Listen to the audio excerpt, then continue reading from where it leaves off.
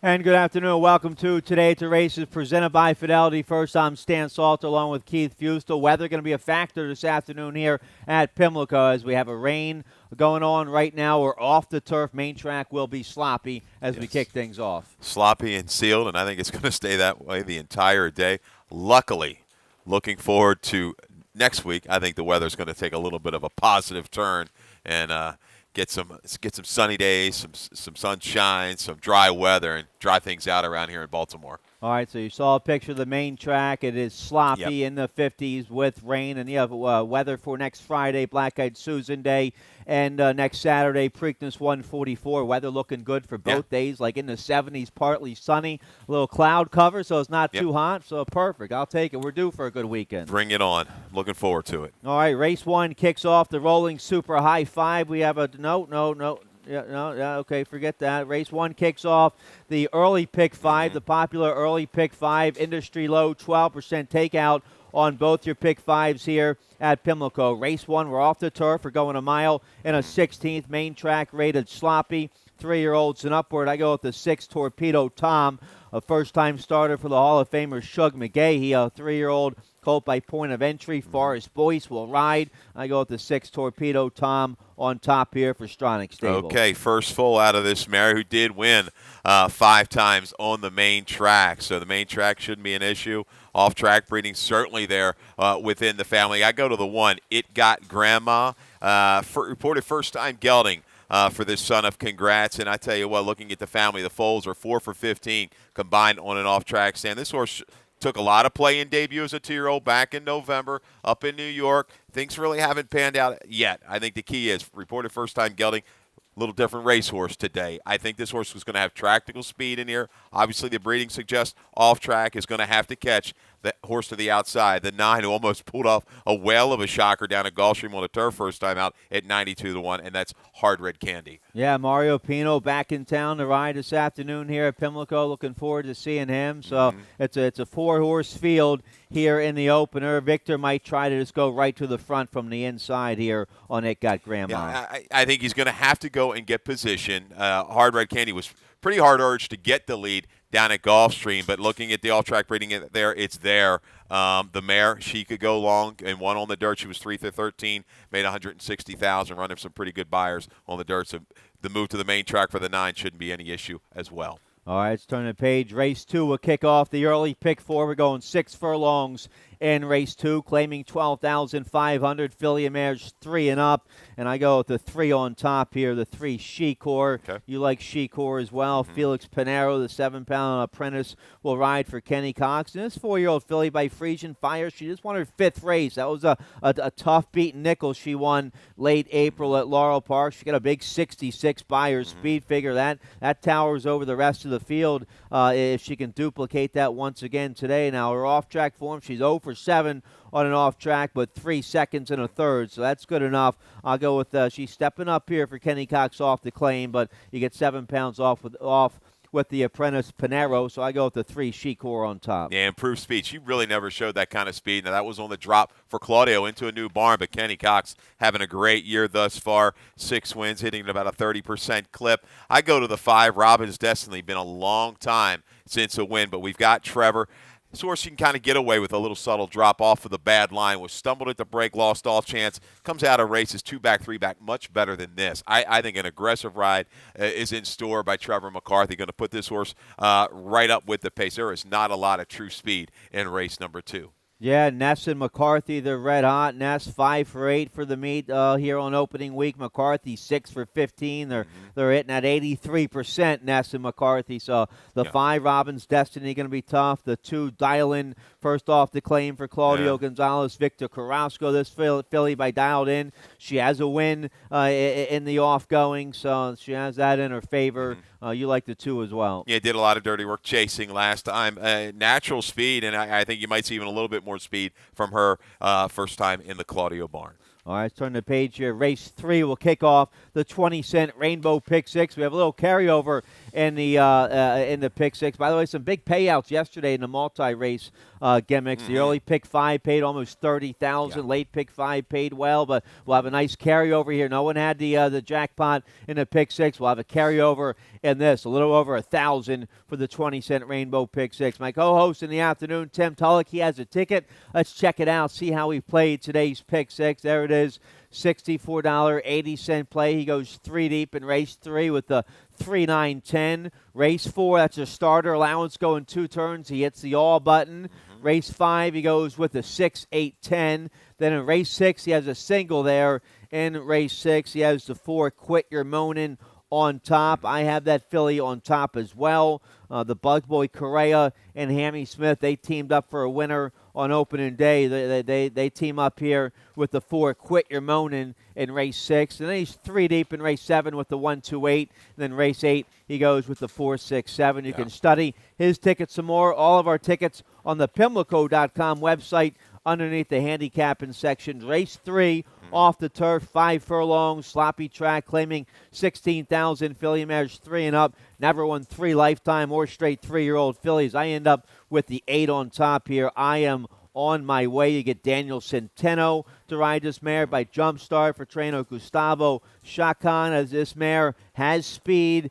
She has a second and a third from 5 starts in the off-going. She gets Centeno. I like the outside post she gets here. I am on my way, not I almost called her I am the game. I am on my way on top here. Improved speed and racing ability and a little bit of stamina, as we like to say upstairs in the press box. Improved in that first try for the barn for Gustavo Chacan. Not really familiar, but the barn hitting at a pretty good clip thus far from a smaller sample. Yeah, has plenty of speed, will be on the engine. Going to be advantageous to have that speed going 5/8 of a mile. Probably going to have to deal with Ginger in Disguise coming off the Charlestown races as well. I think Into Bluegrass, aggressively spotted off the turf win, improved effort. This is third off the bench. You go back to her dirt tries. There's no Anna's Bandit, Angel at Wars in here. Into Bluegrass, she didn't run terrible off the layoff on that dirt try, just a little fade from inside. I think she's going to take aim from just off the speed. I think there's going to be a contentious space between the 4 and the 8.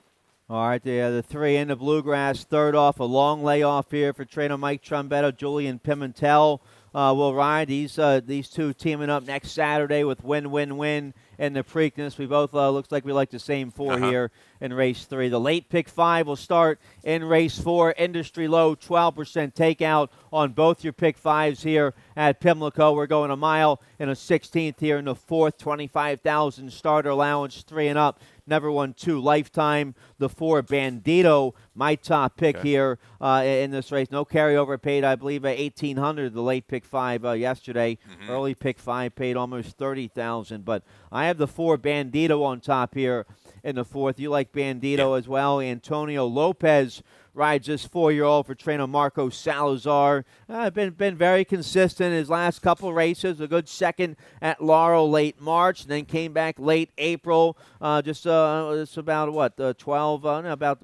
almost 3 weeks ago. A good third that day with a 64 Beyer speed figure. So has a win in a third from 2 starts in the off going with a 65 Beyer. So I go with the 4 Bandito on top. Yeah, he certainly figures to be up close to the pace. I don't know if he brings as much speed to the table as Mr. Smurthwaite, my top selection, but I think he'll make a move into it. He just needs to finish a little bit better that last 70 yards. But I go to Mr. Smurthwaite. The blinkers come off of this Ness runner. Here we go. Redundancy, McCarthy, Ness.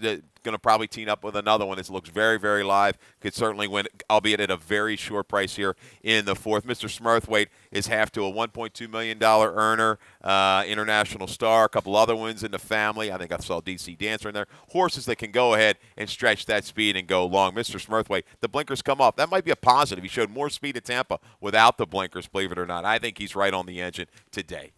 All right, we both like the 7 as well here. 3 phase, second off the claim for Claudio Gonzalez. Ricardo Chappie will ride this horse 5 for 5 in the money in the off going. So you have to respect the 7-3 phase a bit here. Sure. I needs to pick it up a little bit, but you're seeing the weather out behind us. The wet track should enhance the chances of 3 phase. Offer he can't refuse. Doesn't have a whole lot of speed. Second off the shelf. I think he's going to bring probably the best sustainable run in this short field. All right, let's get a quick commercial break. You like the late pick 4 today. That starts in race 5. We'll take a look at that right after this.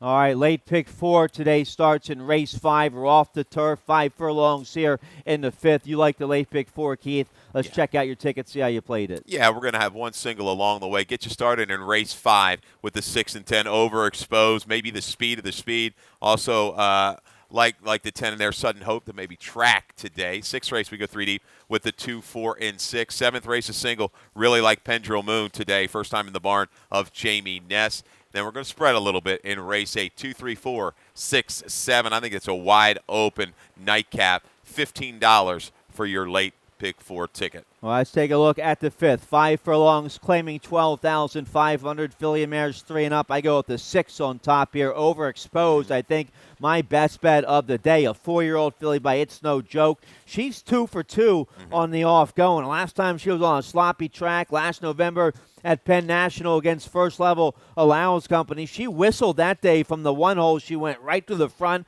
opened up by 3, turnover home, and won by a length and a quarter with a nice 70 Buyers speed figure. She does that today for trainer Tim Kreiser, who's having another big year. He gets Edwin Gonzalez to ride. I think the 6 overexposed is going to be awfully tough here in race 5. She's my best bet of the day. Yeah, and Shackelford's later, who beat her last time, wore down late, stepped up to win a 2 other than up at Penn after that race with a good figure. So overexposed, just to her outside is going to be Cocktail Waitress, who's pretty quick in her own rights out of the gate. Might try to take a little bit of the starch out of overexposed, but I think the 6 is going to hang around a long, long way today, Stan, given a clean break. I moved to the outside for a little bit of a better price on the 10, Sudden Hope. 1 win from 5 starts on and off track. Surprised she went off favorite in that state bred allowance race last time. Had trouble, tried to take off some pretty quick horses, then had to steady, could not pick it up. Well, I think drawn outside today, she won't have to worry about that. She's going to sit and make one move into it. Hopefully she can wear down the speed of overexposed at a little bit better price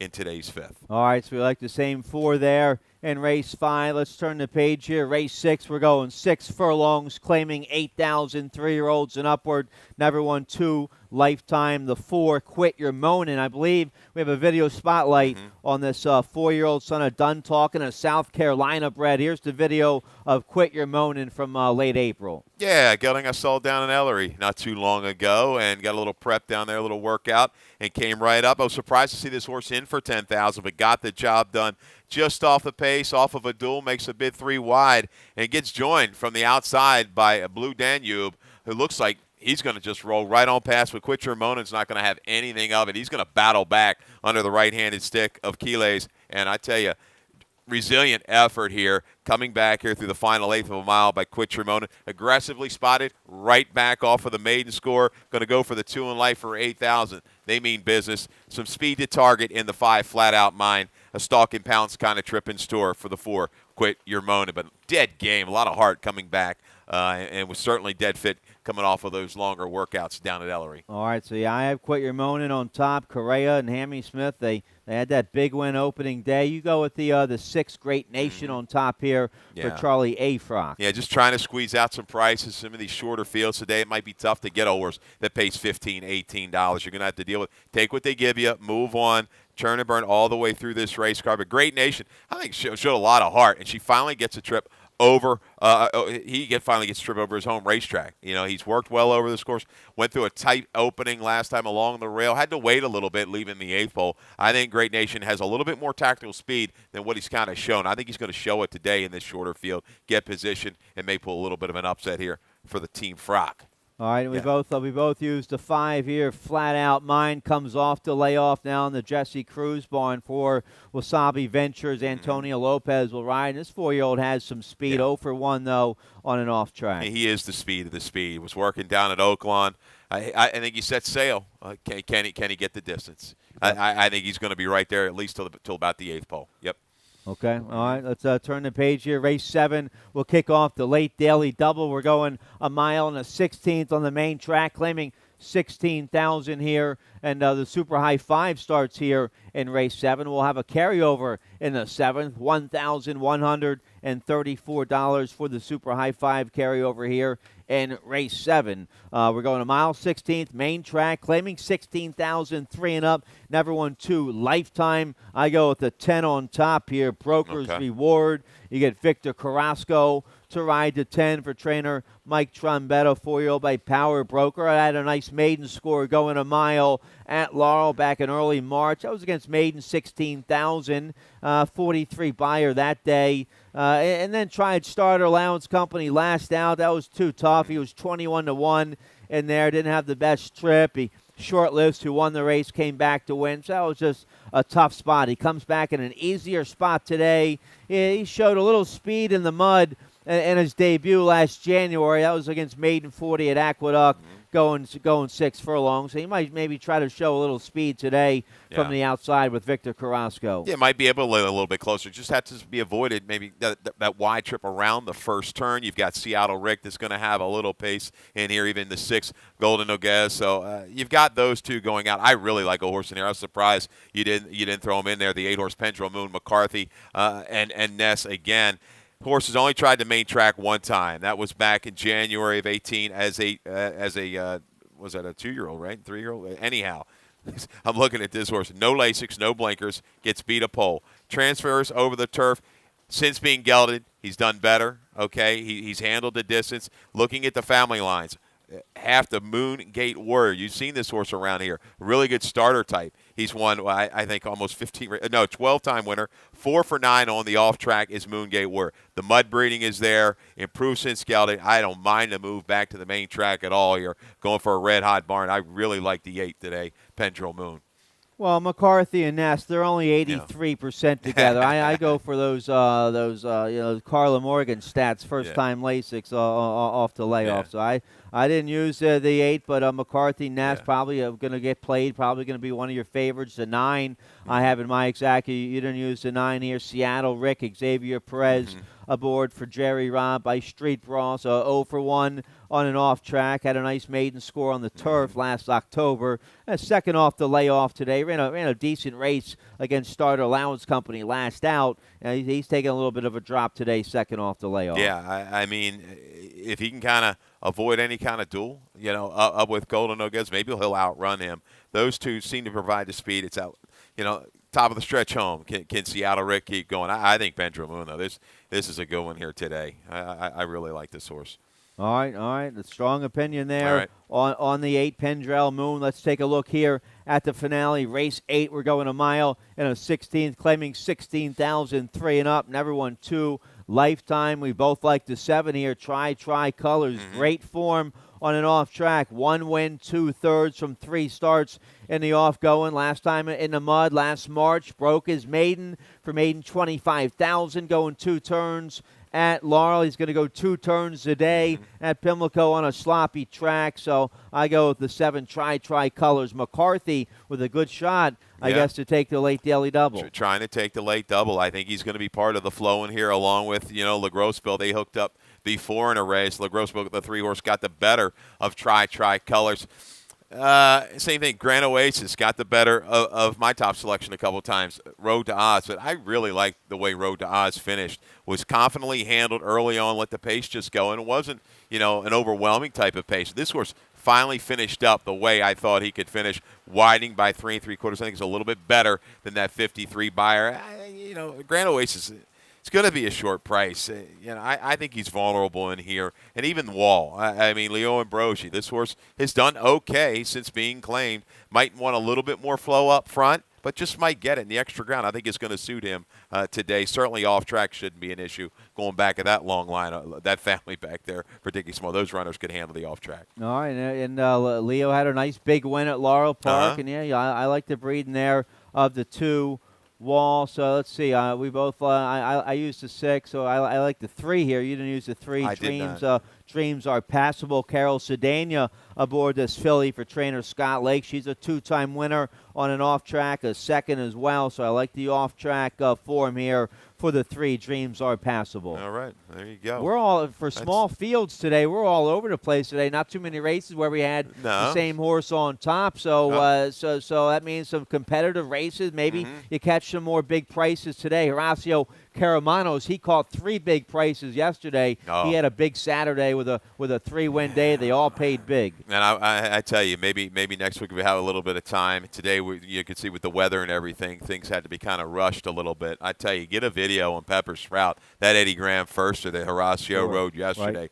Right. I mean, when you see horses like that, maybe you just really like the off-turf, a little bit of soft, accelerated home after some early trouble. That was a strong, strong run by Pepper Sprout. Yeah, it was a homebred for Mr. and Mrs. William Pate. So, all right, so that was yesterday. A week from yesterday's Preakness 144. Here are the probables for the middle jewel of the Triple Crown right here at historic Pimlico, second oldest track in the country. Preakness 144 next Saturday. 11 probables. Win. They for Trombetta, they announced a couple days ago they're coming. Warriors Charge. He supplemented to the race. Supplemental nomination for Warriors Charge for trainer Brad Cox.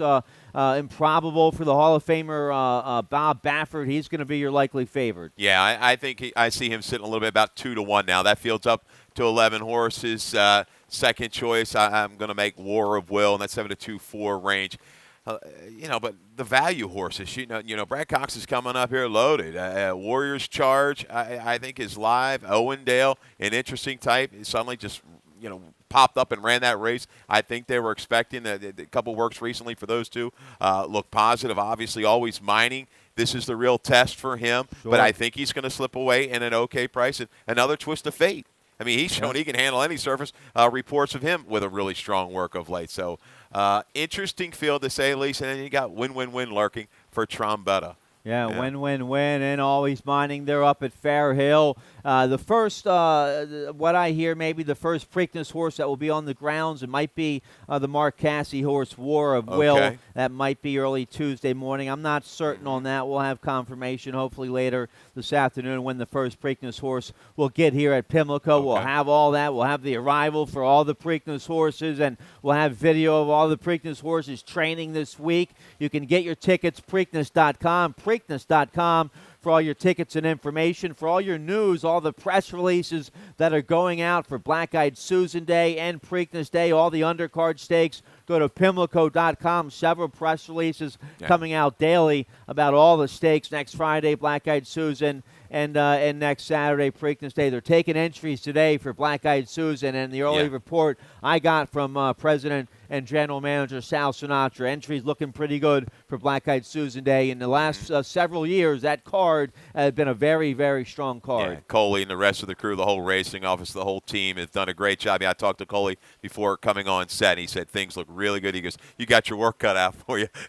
Going to work through those fields, doing lines and everything like that. But we like the challenge. We appreciate the challenge, and we want to showcase. We want a good card to put on tap and a good betting card for the better. So, yeah, and I know Dave Joseph, Phil, and the whole team up there, the notes team, working diligently, putting out great information. So go to Pimlico.com, Preakness.com, and catch up on any information that you might need. It's going to be there. So and get on it, and you want to come prepared for next weekend. Yeah, we have the best writers in the country they're for phenomenal. Horse racing. Jeannie Reese from Kentucky, Ed Gray, Phil, and Dave. So Pimlico.com. Mike will be up, Mike Kane. Pimlico.com for all your news on Black-Eyed Susan Day and Preakness Day. Preakness.com to get your tickets for Black-Eyed Susan and Preakness Day. Bring your slicker out here today. Bring an umbrella. Look for a mother on Mother's Day. Happy Mother's Day out there to all the mothers. How could I not forget Mom? Mom, I know you're not watching, but it's good having you around still. She's been dealing with a little bit of health issues of late, but getting better. And, she's kind of the one that got me into this game, Stan. Her father, Cecil Kaufman, ex-exercise rider for the great native dancer over at Sagamore. So, Pop, I know you're up there, but happy Mother's Day, Mom. All right, happy Mother's Day to all the mothers. Dave Robin, he's coming up next with today's scratches and changes. Good luck. Good luck.